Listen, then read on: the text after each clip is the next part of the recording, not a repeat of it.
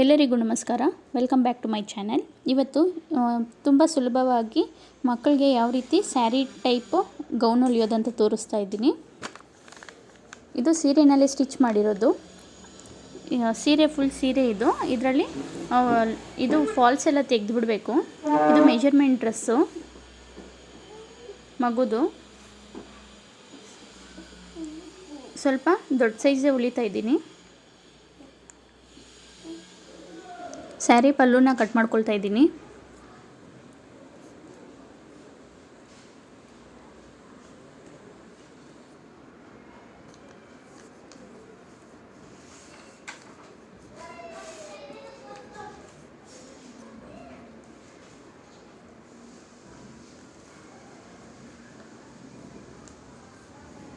ಈಗ ಇದು ಸಪ್ರೇಟಾಗಿ ಇಟ್ಕೊಳ್ತೀನಿ. ಇದು ಬಂದ್ಬಿಟ್ಟು ಮೇಲ್ಗಡೆ ಪ್ಲೇಟ್ಸ್ ಇಟ್ಟು ಸ್ಯಾರಿ ಟೈಪ್ ಮಾಡೋದಕ್ಕೆ ಬೆಲ್ಟ್ಗೆ ಅಟ್ಯಾಚ್ ಮಾಡೋದಕ್ಕೆ ಬೇಕಾಗಿರೋ ಪೀಸ್ ಅದು. ಇದು 90 ಸೆಂಟಿಮೀಟರು ತಗೊಳ್ತಾ ಇದ್ದೀನಿ. 90 ಸೆಂಟಿಮೀಟರ್ ಮಾರ್ಕ್ ಮಾಡ್ಕೊಂಡು ಅದನ್ನು ಡಬಲ್ ಫೋಲ್ಡ್ ಮಾಡ್ಕೊಳ್ತಾ ಇದ್ದೀನಿ. ಎರಡು ಸೈಡು ಫ್ರಂಟು ಬ್ಯಾಕು ಲಂಗ ಬರೋದಕ್ಕೋಸ್ಕರ. ಸೊ ಇಷ್ಟಿದ್ರೆ ಸಾಕು ನಿಮಗೆ ಪ್ಲೇಟ್ಸ್ ಎಲ್ಲ ಇಟ್ಟು ಮೆಜರ್ ಮಾಡಿ ಸ್ಟಿಚ್ ಮಾಡೋದಕ್ಕೆ. ಇದು 5 ರಿಂದ 6 ವರ್ಷ ಮಗುಗೆ ಹೊಲಿತಾ ಇರೋದು ನಾನು.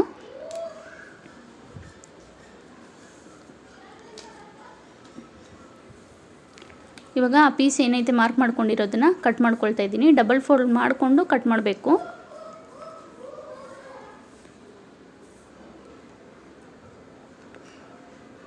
ಈಗ ಆ ಪೀಸ್ ಸಪ್ರೇಟಾಗಿ ಇಟ್ಕೊಳ್ಳಿ. ಇದನ್ನು ಲೆವೆಲ್ ಮಾಡ್ಕೊಳ್ಬೇಕು. ಕಟ್ ಮಾಡಿರೋ ಅಂಥ ಪೀಸ್ನ ಲೆವೆಲ್ ಮಾಡಿಕೊಂಡು ಈಗ ಫ್ರಾಕ್ ಇಟ್ಟು ಲೆಂತ್ ಚೆಕ್ ಮಾಡ್ಕೊಳ್ಳಿ. ಅದರ ಲೆಂತ್ ಕಡಿಮೆ ಇತ್ತು. ಸೊ ನಾನು ಇದು ಸ್ವಲ್ಪ ಉದ್ದ ಬೇಕಾಗಿತ್ತು ಗೌನು, ಹಾಗಾಗಿ ಲೆಂತ್ ಜಾಸ್ತಿ ಇಡ್ತಾ ಇದ್ದೀನಿ. ಇಲ್ಲಿ ನಾನು 23½ ತಗೊಳ್ತಾ ಇದ್ದೀನಿ ಲೆಂತು.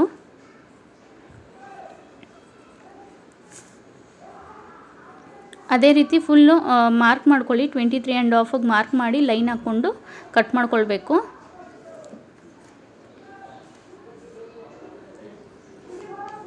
ಈಗ ಮಾರ್ಕ್ ಹಾಕ್ಕೊಳ್ತಾ ಇದ್ದೀನಿ.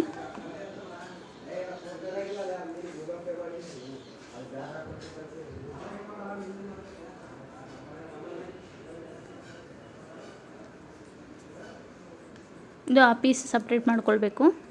ಇವಾಗ ಇದು ಬಾಟಮ್ ಪಾರ್ಟು ಪ್ಲೇಟ್ಸ್ ಎಲ್ಲ ಇಟ್ಟು ನಾವು ಸ್ಟಿಚ್ ಮಾಡಿದಾಗ ಸರಿ ಇರುತ್ತೆ. ಅದನ್ನು ಮಧ್ಯೆ ಕಟ್ ಮಾಡ್ಕೊಳ್ತಾ ಇದ್ದೀನಿ ಫ್ರಂಟು ಬ್ಯಾಕ್ಗೆ. ನೋಡಿ 2 ಪೀಸ್ ಬಂತು. ಈಗ ಲೈನಿಂಗ್ ಕ್ಲಾತು ಕಟ್ ಮಾಡ್ಕೊಳ್ತಾ ಇದ್ದೀನಿ. Lining cloth double fold. ಈಗ ಇನ್ನೊಂದು ಫೋಲ್ಡ್ ಮಾಡ್ತಾ ಇದ್ದೀನಿ. ಸೊ ಟೋಟಲ್ 4 ಫೋಲ್ಡ್ ಆಗಿರುತ್ತೆ ಇದು. ಈಗ ಮೇನ್ ಕ್ಲಾತು ಇಟ್ಟಿದ್ದೀನಿ ನೋಡಿ ಮೇಲ್ಗಡೆ. ಮೇನ್ ಕ್ಲಾತ್ ಬಂದುಬಿಟ್ಟು 23½ ಇತ್ತಲ್ಲ ಮಾರ್ಕಿಂಗು. ಇದು ಲೈನಿಂಗ್ ಬಂದುಬಿಟ್ಟು ಒಂದು 2 ಇಂಚು ಕಡಿಮೆ ಇರಬೇಕು. ನಾನಿಲ್ಲಿ 21 ತಗೊಂಡಿದ್ದೀನಿ ಲೈನಿಂಗ್ನ ಲೆಂತು. ಇವಾಗ ನೋಡಿ ಇಟ್ಟು ನೋಡಿದಾಗ ಒಂದು 2 ಇಂಚು ಮೇಲಕ್ಕೆ ಇರಬೇಕು. ಸೊ ಅದು ಲೈನಿಂಗ್ ಕ್ಲಾತು ಮತ್ತು ಮೇನ್ ಕ್ಲಾತು ಒಂದೇ ಥರ ಬಂದಿತ್ತು. ಈಗ ಅದನ್ನು ಕಟ್ ಮಾಡಿ 2 ಸಪ್ರೇಟ್ ಮಾಡ್ಕೊತಾ ಇದ್ದೀನಿ. ಲೈನಿಂಗು ಮತ್ತು ಮೇನ್ ಫ್ಯಾಬ್ರಿಕ್ 2 ಒಟ್ಟಿಗೆ ಇಟ್ಕೊಂಡಿದ್ದೀನಿ. ಸ್ಟಿಚ್ ಮಾಡಿದಾಗ ನಿಮ್ಗೆ ಈಸಿಯಾಗಿ ಇಟ್ಕೊಂಡು ಸ್ಟಿಚ್ ಮಾಡ್ಬೋದು. ಈಗ ಟಾಪು ಮೇಲ್ಗಡೆ ಟಾಪದು ತೋರಿಸ್ತಾ ಇದ್ದೀನಿ. 4 ಫೋಲ್ಡ್ ಮಾಡ್ಕೊಂಡಿದ್ದೀನಿ ಅದನ್ನು. ಇವಾಗ ಮೇನ್ ಮೆಜರ್ಮೆಂಟ್ ಬಟ್ಟೆ ಏನೈತೆ ಅದನ್ನು ಅದ್ರ ಮೇಲಿಟ್ಟು direct as it is mark ಮಾಡ್ಕೊಳ್ತಾ ಇದ್ದೀನಿ. ಹೆಂಗೈತೆ ಅದರಲ್ಲಿ ಮೆಜರ್ಮೆಂಟು ಅದ್ರ ಪ್ರಕಾರನೇ ಮಾರ್ಕ್ ಹಾಕ್ಕೊಳ್ತಾ ಇದ್ದೀನಿ. ಡೀಪು ಫ್ರಂಟದ್ದು ಮಾತ್ರ ಒಂದು ಸಪ್ರೇಟಾಗಿ ಮಾರ್ಕ್ ಮಾಡ್ಕೊಳ್ಬೇಕು. ಬ್ಯಾಕ್ ಸೈಡ್ದೊಂದು ಸಪ್ರೇಟ್ ಮಾರ್ಕ್ ಮಾಡ್ಕೊಳ್ಬೇಕು. ತುಂಬ ಈಸಿ ಮೆಥಡಲ್ಲೇ ತೋರಿಸ್ತಾ ಇದ್ದೀನಿ. ನೀವು ಒಂದು ಟೈಮು ಟ್ರೈ ಮಾಡಿ ಮಕ್ಕಳಿಗೆ. ನಿಮ್ಮ ಮನೇಲಿ ಸಣ್ಣ ಮಕ್ಕಳಿದ್ರೆ ನೋಡಿ. ಇದು ಡಿಸೈನು ಫ್ರಂಟು ಬ್ಯಾಕು ನಾನು ಸ್ಟಿಚ್ ಮಾಡಿದಾಗ ಕಟ್ ಮಾಡ್ಕೊಳ್ತೀನಿ. ನಾನು ತೋರಿಸ್ತೀನಿ ಅದನ್ನು. ಬರೀ ಸೈಡು ಮತ್ತು ಸ್ಲೀವ್ಸು ಶೋಲ್ಡ್ರದ್ದು ಕಟ್ ಮಾಡ್ಕೊಳ್ತಾ ಇದ್ದೀನಿ. ಒಂದು ½ ಇಂಚು ನಾನು ಮಾರ್ಕ್ ಮಾಡಿಕೊಂಡು ಕಟ್ ಮಾಡ್ಕೊಂಡಿದ್ದೀನಿ ಆಮೂಲ್ ಹತ್ರ ಶೇಪ್ ಕೊಟ್ಕೊಂಡು. ಈಗ ಇದನ್ನು ಕಟ್ ಮಾಡ್ಕೊತಾ ಇದ್ದೀನಿ. ಮೇನ್ ಕ್ಲಾತನ್ನು ಲೈನಿಂಗ್ ಕ್ಲಾತ್ ಇಟ್ಟು ಕಟ್ ಮಾಡಿ ಸಪ್ರೇಟ್ ಮಾಡ್ಕೊಳ್ತಾ ಇದ್ದೀನಿ. Front back front deep check ಮಾಡ್ಕೊಂಡಿದ್ದೀನಿ. ಫ್ರಂಟ್ ಡೀಪ್ ಬಂದುಬಿಟ್ಟು ನಿಮಗೆ 4½ ಬರುತ್ತೆ. 4 ಇರೋದು ನಾನು 1/2 ಇಂಚು ಜಾಸ್ತಿ ಕೊಟ್ಟಿದ್ದೀನಿ. ಸೊ 4 1/2. ಅದನ್ನು ಫೋಲ್ಡ್ ಮಾಡಿ ನೀವು ಟ್ಯಾಪ್ ಮಾಡಿದ್ರೆ ನಿಮಗೆ ಇನ್ನೊಂದು ಕಡೆ ಮಾರ್ಕಿಂಗ್ ಬರುತ್ತಲ್ವ, ಅದನ್ನಿಟ್ಟು ನೀವು ಅದೇ ಡಿಸೈನ್ನ ಮಾರ್ಕ್ ಮಾಡ್ಕೊಳ್ಬೋದು. ಅವಾಗ ಸ್ಟಿಚ್ ಮಾಡಿದಾಗ ಈಸಿಯಾಗಿರುತ್ತೆ.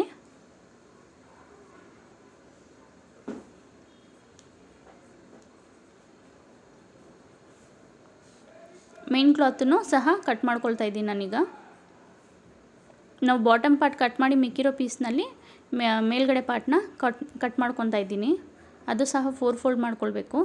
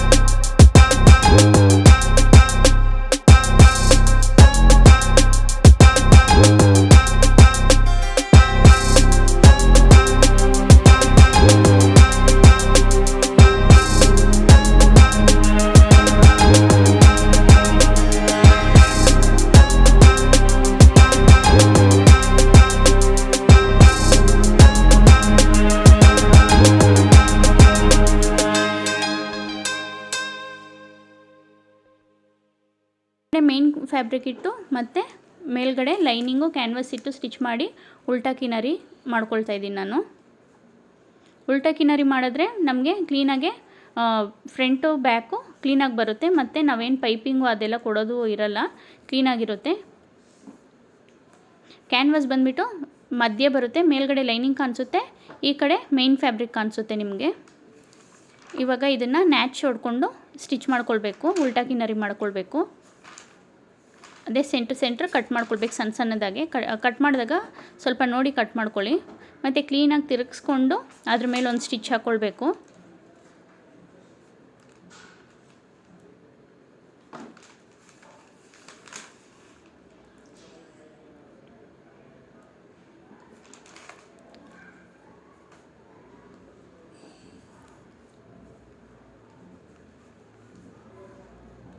ಫುಲ್ ಸೈಡು ಎಲ್ಲ ಸ್ಲೀವ್ಸಿಂದ ಕ್ಲೀನಾಗಿ ಫುಲ್ಲು ಒಂದು ಸ್ಟಿಚ್ ಹಾಕ್ಕೊಂಡು ಬರಬೇಕು.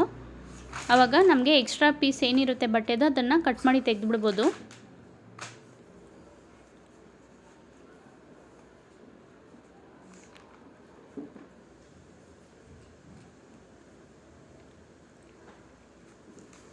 ಸೊ ಇವಾಗ ಫ್ರಂಟ್ ಪಾರ್ಟ್ ರೆಡಿ ಆಗಿದೆ ನೋಡಿ. ಅದು ಕ್ಯಾನ್ವಾಸ್ ಕೊಟ್ಟಿರೋದು ಒಳಗಡೆ ಹೋಗಿದೆ, ನಿಮಗೆ ಗೊತ್ತಾಗುತ್ತೆ, ಅದು ಸ್ಟಿಚ್ ಮಾಡಿದಾಗಲೇ ಗೊತ್ತಾಗ್ತೈತೆ ನೋಡಿ. ಮೇಲ್ಗಡೆ ಒಳಗಡೆ ಲೈನಿಂಗ್ ಕ್ಲೀನಾಗಿ ಕಾಣಿಸುತ್ತೆ, ಮತ್ತು ಮೇಲ್ಗಡೆ ಪಾರ್ಟೂ ಕ್ಲೀನಾಗಿ ಕಾಣಿಸುತ್ತೆ.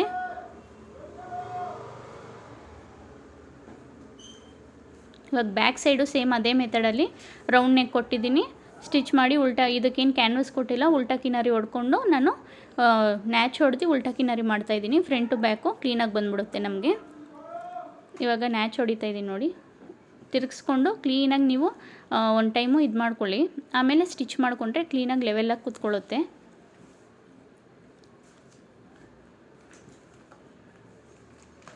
ಇದನ್ನು ಸಹ ಫುಲ್ ಸೈಡ್ ಒಂದೆಲ್ಲ ಒಂದು ಸ್ಟಿಚ್ ಹಾಕ್ಕೊಳ್ಬೇಕು.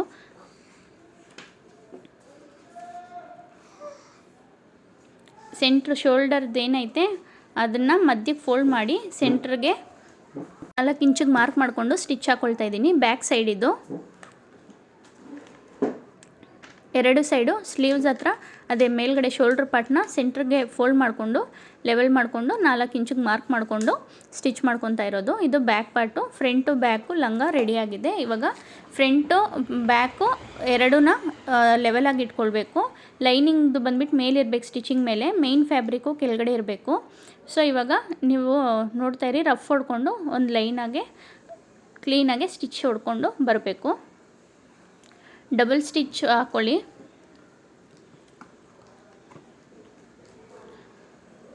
ನೋಡಿ ಅಟ್ಯಾಚ್ ಆದಮೇಲೆ ಹಿಂಗೆ ಕಾಣಿಸ್ತೈತೆ. ಅದನ್ನು ಕ್ಲೀನಾಗಿ ಫೋಲ್ಡ್ ಮಾಡಿಕೊಂಡು ನಾನು ಇನ್ನೊಂದು ಸ್ಟಿಚ್ ಹಾಕ್ಕೊಳ್ತಾ ಇದ್ದೀನಿ. ಫೋಲ್ಡ್ ಮಾಡಿ ಸ್ಟಿಚ್ ಮಾಡೋದ್ರಿಂದ ನಾವೇನು ಓವರ್ಲಾಕ್ ಮಾಡೋದು ಬೇಡ, ಮಕ್ಕಳಿಗೂ ಚುಚ್ಚೋದಿಲ್ಲ, ಕ್ಲೀನಾಗಿರುತ್ತೆ. ಲೈನಿಂಗ್ ಮಾತ್ರ ಮೇಲ್ಗಡೆ ಇರುತ್ತಲ್ವ, ಸೊ ಹಂಗಾಗಿ ಬಟ್ಟೆ ಏನು ಚುಚ್ಚಕ್ಕೆ ಹೋಗಲ್ಲ. ಸೊ ಹಂಗಾಗಿ ನಾನು ಫೋಲ್ಡ್ ಮಾಡಿ ಸ್ಟಿಚ್ ಮಾಡ್ತಾಯಿದ್ದೀನಿ.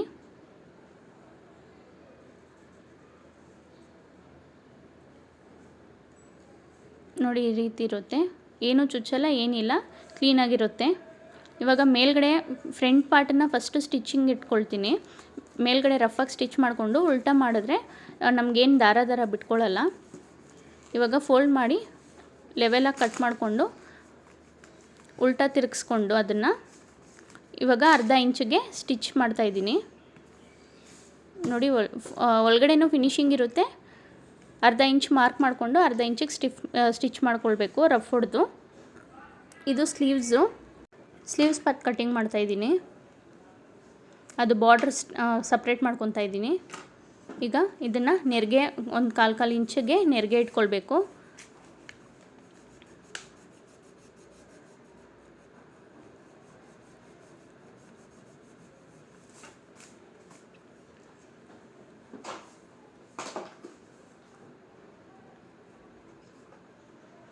ನಿಧಾನಕ್ಕೆ ಸ್ಟಿಚ್ ಮಾಡ್ಕೊಳ್ಳಿ.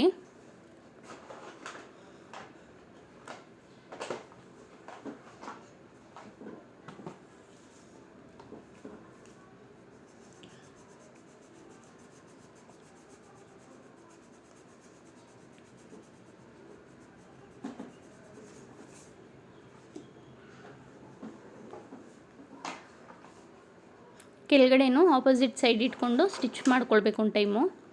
ನೋಡಿ ಯಾವ ರೀತಿ ಸ್ಟಿಚ್ ಮಾಡ್ತಾಯಿದ್ದೀನೋ ಅದೇ ರೀತಿ ಮಾಡ್ಕೊಳ್ಳಿ. ಇದೇ ರೀತಿ ಎರಡು ಸ್ಲೀವ್ಸು ರೆಡಿ ಮಾಡ್ಕೊಳ್ಬೇಕು. ಎಕ್ಸ್ಟ್ರಾ ಬಟ್ಟೆ ಏನಿರುತ್ತೆ ಅದನ್ನು ಕಟ್ ಮಾಡ್ಕೊಳ್ಬೇಕು. ಪ್ಲೇಟ್ಸ್ ಇಟ್ಬೇಕಾದ್ರೆ ಸ್ವಲ್ಪ ನಿಧಾನಕ್ಕೆ ಮಾಡಿ, ಅರ್ಜೆಂಟ್ ಮಾಡಿಕೊಂಡ್ರೆ ಅದು ಪ್ಲೇಟ್ಸು ಸರಿ ಬರಲ್ಲ. ಈಗ ಇದಾಗಿದೆ. ಎಕ್ಸ್ಟ್ರಾ ಪೀಸ್ ಏನೈತೆ ಅದನ್ನು ಕಟ್ ಮಾಡ್ಕೊತಾ ಇದ್ದೀನಿ. ಇವಾಗ ಪಿಂಕ್ ಕಲರ್ ಬಾರ್ಡ್ರನ್ನ ಲೈನಿಂಗ್ ಕೆಳಗಡೆಗಿಟ್ಟು ಮೇಲ್ಗಡೆ ಲೈನಿಂಗ್ ಇಟ್ಕೊಂಡಿದ್ದೀನಿ. ಅದ್ರ ಮೇಲೆ ಸ್ಟಿಚ್ ಹಾಕ್ಕೊಳ್ತಾ ಇದ್ದೀನಿ ನಾನು. ಈಗ ಅದು ಉಲ್ಟಾ ಕಿನ್ನರಿ ಮಾಡಿಕೊಂಡು ಸ್ಟಿಚ್ ಮಾಡ್ಕೊಂಡಿದ್ದೀನಿ. ಈಗ ಅದ್ರ ಮೇಲೆ ಮಾರ್ಕ್ ಹಾಕ್ಕೊಂಡಿದ್ದೀನಿ ನಾನು. ಎಷ್ಟು ಬೇಕೋ ಅಷ್ಟು ನೋಡಿಕೊಂಡು ಪ್ಲೇಟ್ಸ್ ಇಟ್ಟಿರೋ ಅಂಥ ಬಟ್ಟೆನ ಮೇಲ್ಗಡೆಗೆ ಇಟ್ಟಿದ್ದೀನಿ ನಾನು, ಪಫ್ ಬರೋದಕ್ಕೋಸ್ಕರ. ನೋಡಿ ನಿಧಾನಕ್ಕೆ ಇಟ್ಕೊಂಡು ಡಬಲ್ ಸ್ಟಿಚ್ ಹಾಕ್ಕೊಳ್ಳಿ.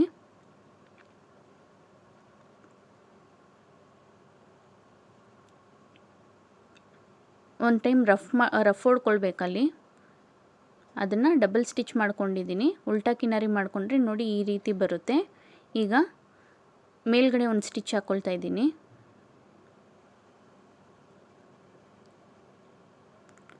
ಅದನ್ನು ಉಲ್ಟಾ ಮಾಡ್ಕೊಂಡಿದ್ದೀನಿ. ಆವಾಗ ಸಣ್ಣ ಪೀಸಸ್ ಎಲ್ಲ ಒಳಗಡೆಗೆ ಹೋಗುತ್ತೆ, ನಮ್ಮ ಮೇಲಕ್ಕೇನು ಕಾಣಿಸಲ್ಲ. ಸೊ ಎಕ್ಸ್ಟ್ರಾ ಇರೋ ಅಂಥ ಬಟ್ಟೆನ ಕಟ್ ಮಾಡ್ಕೊತಾ ಇದ್ದೀನಿ ನಾನು. ಇವಾಗ ಲೈನಿಂಗ್ ಕ್ಲಾತಲ್ಲಿ ಏನು ನಾವು ಸ್ಲೀವ್ಸ್ ಮೆಷರ್ಮೆಂಟ್ ಕೊಟ್ಟಿರ್ತೀವೋ ಆ ಮೆಷರ್ಮೆಂಟ್ ಪ್ರಕಾರ ನಾನು ಒಂದು ಸ್ಟಿಚ್ ಹಾಕ್ಕೊಳ್ತಾ ಇದ್ದೀನಿ. ಫುಲ್ಲಾಗಿ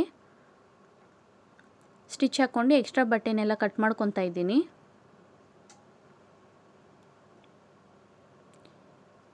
ಈಗ ನೋಡಿ ಸ್ಲೀವ್ಸ್ ರೆಡಿ ಆಗಿದೆ. ಇದೇ ರೀತಿ ಎರಡು ಸ್ಲೀವ್ಸು ರೆಡಿ ಮಾಡ್ಕೊತಾ ಇದ್ದೀನಿ. ಒಂದು ಟೈಮ್ ಮೇಲ್ಗಡೆ ಒಂದು ಸ್ಟಿಚ್ ಹಾಕ್ತಾ ಇದ್ದೀನಿ ನಾನು.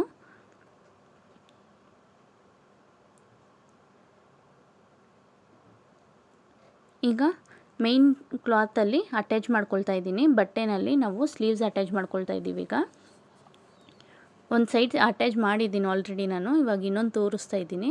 ಮೇಯ್ನ್ ಸೈಡ್ ಏನಿರುತ್ತೆ ಅದನ್ನು ಮೇಲ್ಗಡೆಗೆ ಇಟ್ಕೊಳ್ಳಿ, ಫ್ರಂಟ್ ಸೈಡು.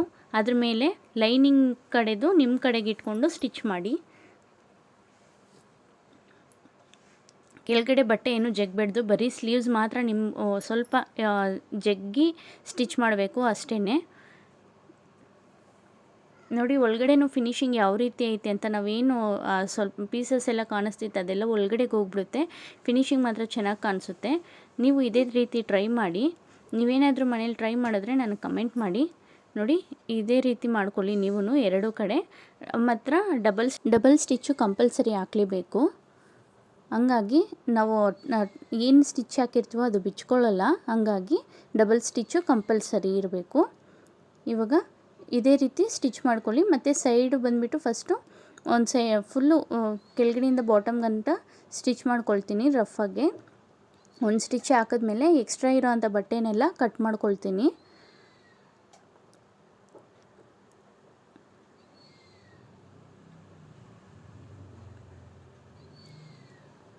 ಫುಲ್ ಸ್ಟಿಚ್ಚು ಇದನ್ನು ಸಹ ಡಬಲ್ ಸ್ಟಿಚ್ ಇರಬೇಕು, ಮೇಲಿಂದ ಕೆಳಗಡೆ ಗಂಟ ಯಾವುದು ಸಿಂಗಲ್ ಸ್ಟಿಚ್ ಇಲ್ಲ, ಎಲ್ಲ ಡಬಲ್ ಸ್ಟಿಚ್ಚೇನೆ. ರಫ್ ಹೊಡ್ಕೊಳ್ಳಿ. ಮತ್ತು ಈಗ ಇನ್ನೊಂದು ಸೈಡನ್ನು ಅದೇ ರೀತಿ ಸ್ಟಿಚ್ ಮಾಡ್ಕೊತಾ ಇದ್ದೀನಿ. ನಿಮಗೇನಾದರೂ ಈ ವಿಡಿಯೋ ಇಷ್ಟ ಆದರೆ ಒಂದು ಲೈಕ್ ಮಾಡಿ. ಇವಾಗ ಮೆಜರ್ಮೆಂಟ್ ಟಾಪ್ನ ನಾನು ಮೇಲ್ಗಡೆ ಇಟ್ಟು ಫಿಟ್ಟಿಂಗ್ ಪಾಯಿಂಟ್ನ ಮಾರ್ಕ್ ಮಾಡ್ಕೊಂಡಿದ್ದೀನಿ ನೋಡಿ. ಇದೇ ರೀತಿ ಮಾರ್ಕ್ ಮಾಡ್ಕೊಳ್ಳಿ, ಈಸಿಯಾಗಿ ಬರುತ್ತೆ. ಎರಡು ಕಡೆಯೂ ಸೇಮ್ ಅದೇ ಥರ ಮಾರ್ಕ್ ಮಾಡಿಕೊಂಡು ಸ್ಟಿಚ್ ಮಾಡ್ಕೊಳ್ಳಿ. ಇವಾಗ ಎಕ್ಸ್ಟ್ರಾ ಏನು ಸ್ಟಿಚಸ್ ಇರುತ್ತೆ ಅದ್ರ ಪಕ್ಕದ್ದು ಹಾಕ್ಕೊಳ್ಬೇಕು. ನಾನು ಡೈರೆಕ್ಟ್ ಫಿಟ್ಟಿಂಗ್ ಪಾಯಿಂಟ್ ಕೊಟ್ಬಿಟ್ಟು ಆಮೇಲೆ ಸ್ಟಿಚಿಂಗ್ ಹಾಕ್ಕೊಳ್ತೀನಿ.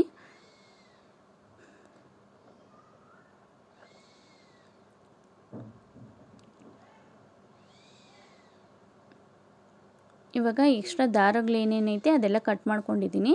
ಇದು ಬಂದುಬಿಟ್ಟು ನಾವು ಪಲ್ಲುಗಂತ ಸ್ಟಿಚ್ ಮಾಡ್ತಾ ಇರೋದು. ಅದನ್ನು ಬಂದುಬಿಟ್ಟು 4 ಕಡೆ ಫುಲ್ ಸ್ಟಿಚ್ ಹಾಕ್ಕೊಳ್ಬೇಕು. 4 ಕಡೆ ಸ್ಟಿಚ್ ಹಾಕ್ಕೊಂಡು ಮಧ್ಯ ಪಿಂಕ್ ಕಲರ್ದು ಬೆಲ್ಟ್ ರೆಡಿ ಮಾಡಿಕೊಂಡು ಅದ್ರ ಮೇಲೆ ನೆರಿಗೆ ಇಟ್ಕೊಳ್ಬೇಕು. 1 ಇಂಚಷ್ಟು ನೆರಿಗೆ ಇಡ್ತಾ ಇದ್ದೀನಿ ನೋಡಿ, ಪಿಂಕ್ ಕಲರ್ ಬಾರ್ಡರ್ ಮೇಲೆ. ಅದು ಕೆಳಗಡೆ ಬೆಲ್ಟಿಗೆ ಬರುತ್ತೆ. ಮತ್ತು ಅದನ್ನು ಫೋಲ್ಡ್ ಮಾಡಿ ಸ್ಟಿಚ್ ಮಾಡ್ಕೊತಾ ಇದ್ದೀನಿ. ನಾನು ಡೋರಿಗೆ ಕೊಡ್ತಾ ಇದ್ದೀನಿ, ಇದಕ್ಕೆ ಉಕ್ಸ್ ಕೊಟ್ಟಿಲ್ಲ. ಮತ್ತು ಪ್ಲೇಟ್ಸ್ ಎಲ್ಲ ಒಂದೇ ಥರ ಲೆವೆಲ್ ಮಾಡಿಕೊಂಡು ಸೂಜಿ ದಾರದಲ್ಲಿ ಸ್ಟಿಚ್ ಮಾಡ್ಕೊಂಡಿದ್ದೀನಿ ನೋಡಿ. ಅದು ಮಿಷಿನಲ್ಲಿ ಸ್ಟಿಚ್ ಆಗೋಕ್ಕಾಗಲ್ಲ, ನಾವು ಬಾಡಿ ಮೆಜರ್ಮೆಂಟ್ ಇಟ್ಟು ಸ್ಟಿಚ್ ಮಾಡಿದಾಗ ಕ್ಲೀನಾಗಿ ಬರುತ್ತೆ. ಹಿಂದೆ ಡೋರಿಗೆ ಕಟ್ಟೋದ್ರಿಂದ ಕ್ಲೀನಾಗಿ ಸೇಮ್ ಸ್ಯಾರಿ ವೇರ್ ಮಾಡ್ದಂಗೆ ಇರುತ್ತೆ ಮಕ್ಕಳದ್ದು. ನಿಮ್ಗೆ ಇಷ್ಟ ಆದರೆ ಲೈಕ್ ಮಾಡಿ. Thank you for watching.